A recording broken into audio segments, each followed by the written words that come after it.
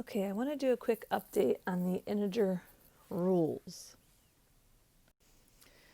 Remember, when you're adding integers, the same signs add and keep the sign.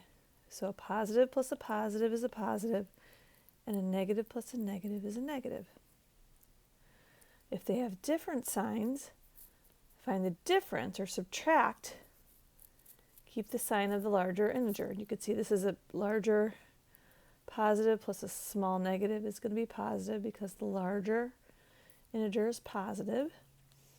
And this is a small positive plus a larger negative equals a negative because the larger integer is a negative. So I want to look at some basic problems, and this is just a little fact family I have here. And I'm going to put down all the different combinations of integers. So I'm going to keep these two positive. They're the same signs, both positive.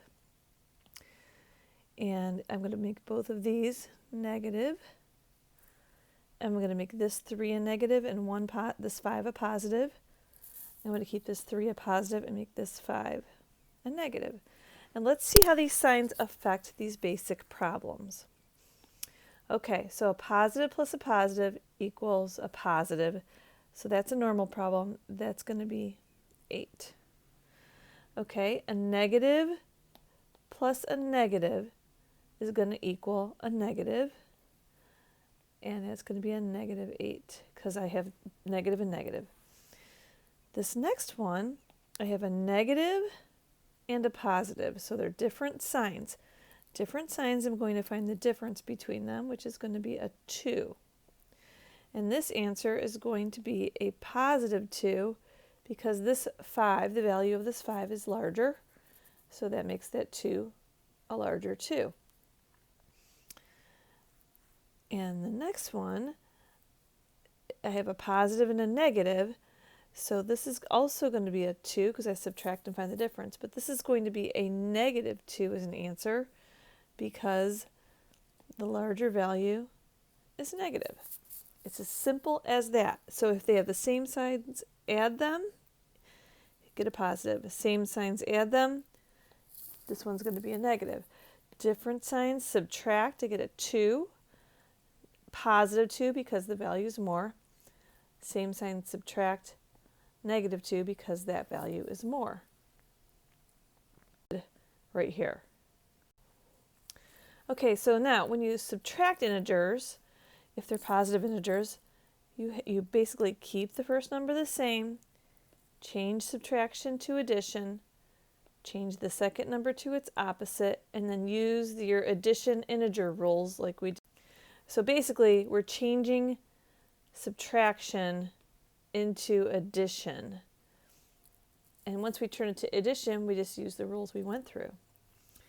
If there's a negative integers involved, a double negative makes a positive. Once you do that, it changes to addition, and then you go ahead with your addition rules. So basically, you're changing subtraction into addition.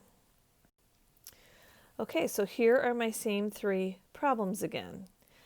But if you look carefully, you will see 3 minus 5. That is not a normal problem because this number is smaller than this number. So we're going to change this to addition. So keep the first number the same. Change the second number to addition, or change addition, subtraction to addition, and change the third integer into its opposite, which is a negative.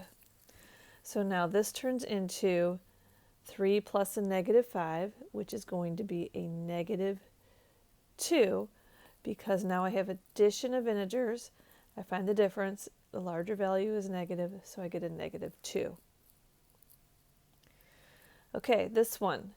Oh, I forgot to do this. I'm going to keep these positive. I'm going to turn these into both negatives. I'm going to keep this a negative, and I'm going to turn this 5 into a negative. So these are all the different possible combinations I have. So in the first one, I had 2 positive integers. All right, right now, in this one, I have a negative, subtract a negative, and a 5.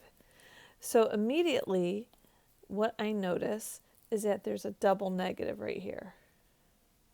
When you have a double negative, subtract a negative, you're actually changing that to a positive. So that's going to be a plus 5, and that first value stays the same. And there I go. Now I have negative 3 plus 5. And that is going to be a 2. Because I have a negative and a positive. Find the difference, get a 2. The larger value is positive. Okay, in the next problem, in this case, I have a negative 3 minus 5. That doesn't make sense. That's not a normal looking problem. So I'm going to use my integer rules. Keep the first value the same, change subtraction to addition, and change the third value to its opposite. So now I have an addition problem, and those are both the same signs. So I add them, and that's going to be 8, and they're both negative, so it's a negative 8. On this third problem, I have a negative minus a negative 5. Notice I have a double negative right here. When you have a double negative, that becomes a positive. So 3 plus 5 is a positive 8. So basically, when you're subtracting integers, there's only two things you need to look at.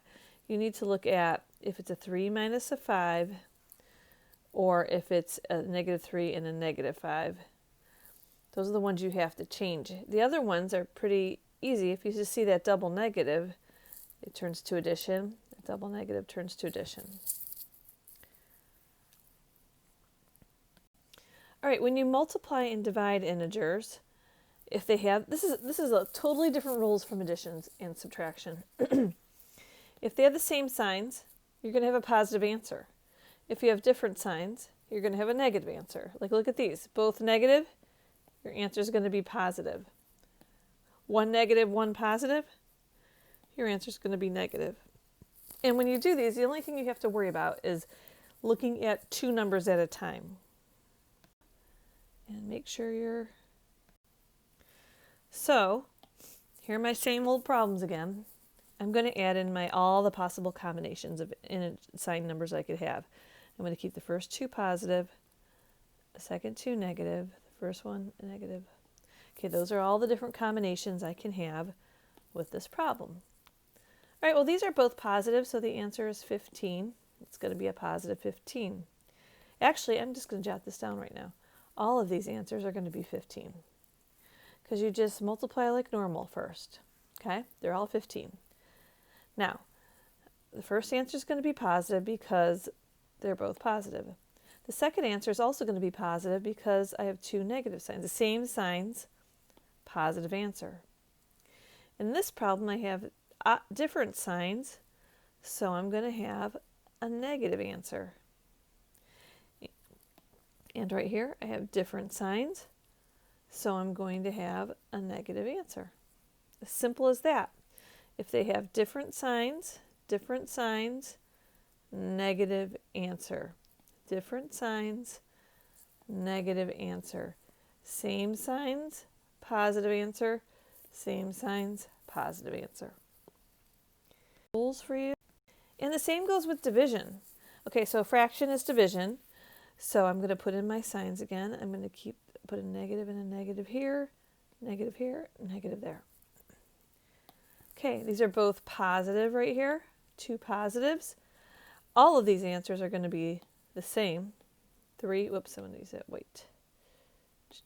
3, 3, 3, 3. Okay. First one are both the same signs. So this answer is going to stay positive. Both negative, answer is positive.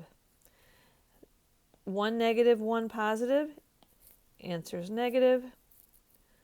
One positive, one negative, the answer is negative. It's as simple as that. Here's another look at the way division can look. All of these answers are going to be the same. 5, 5, 5. I just switched them up. Notice I'm using the same fact family throughout. All right, I'm going to make these negative, negative, negative, negative, negative. The first answer is going to be positive because both values are positive. The second answer is also going to be positive because there's two positives. They're the same, so they're both going to be positive.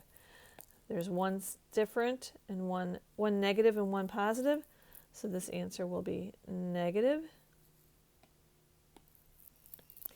And here there's one positive and one negative, so the answer is negative. It's really as simple as that.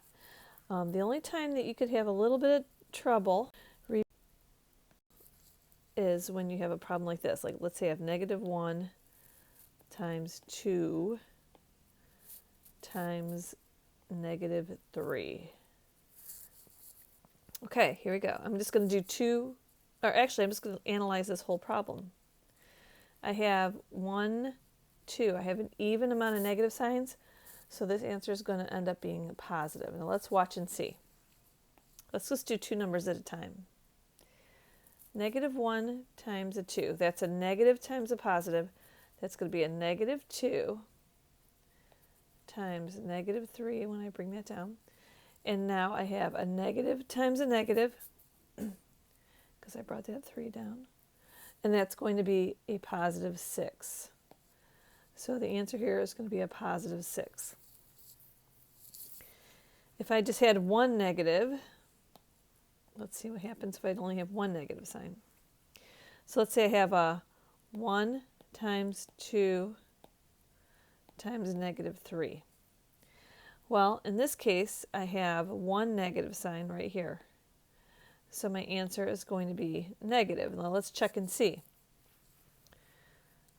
Right here, 1 times 2 is 2 times a negative 3. 2 times a negative 3 is going to be a negative 6 because there's one negative sign. So this answer here will be negative 6. So notice that I did this 2 numbers at a time. Okay, so that's the end of this video. I just wanted to on the right track.